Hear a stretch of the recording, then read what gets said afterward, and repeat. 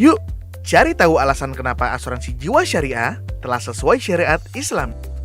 Berdasarkan kaidah fikih muamalah atau hal yang berkaitan dengan hubungan sesama manusia, pada dasarnya hukumnya boleh dilakukan, kecuali terdapat dalil yang melarangnya. Adapun hal-hal yang membuat transaksi keuangan syariah menjadi terlarang, diantaranya adalah: pertama, terdapat unsur gharar atau ketidakpastian dalam hal kualitas, kuantitas, harga, dan waktu penyerahan pada akad tijari atau akad yang ditujukan untuk mencari keuntungan. Contohnya, pembayaran uang pertanggungan asuransi konvensional yang dikaitkan dengan terjadinya risiko yang tidak bisa dipastikan.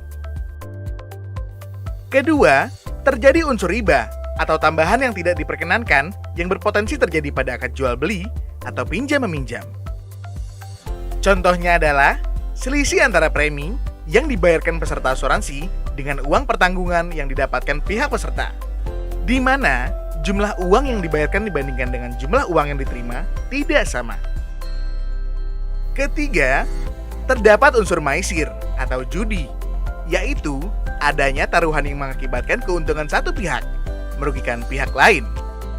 Contohnya, ketika nasabah melakukan klaim, maka ia mendapat uang yang lebih besar dari perusahaan dibandingkan uang yang ia bayarkan.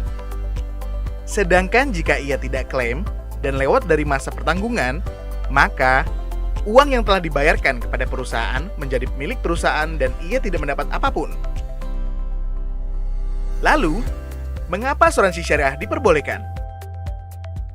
Hal ini karena asuransi jiwa syariah menggunakan konsep tolong-menolong antar peserta dalam pengumpulan dana untuk antisipasi risiko masa depannya. Sehingga, unsur gharar atau ketidakpastian pada asuransi jiwa syariah diperbolehkan, karena gharar dilarang terjadi pada akad jual beli. Sedangkan unsur riba tidak terjadi karena akad yang digunakan adalah tolong-menolong. Begitu juga unsur maisir tidak terjadi karena dalam konsep asuransi jiwa syariah, sesama peserta asuransi saling menjamin dan tolong-menolong, sehingga tidak ada pihak yang diuntungkan akibat kerugian pihak lain. Oleh karena itu, asuransi jiwa syariah telah dinyatakan sesuai dengan ketentuan syariah oleh lembaga atau organisasi Islam dunia dan Indonesia. Sebagaimana fatwa yang dikeluarkan oleh Muslim World League atau Liga Dunia Islam, The Organization of Islamic Conference atau Organisasi Kerjasama Islam, dan Dewan Syariah Nasional Majelis Ulama Indonesia. Jadi, semakin yakin kan asuransi syariah sudah memenuhi ketentuan syariah? Yuk, kita hadapi risiko masa depan yang tidak pasti dengan berasuransi syariah.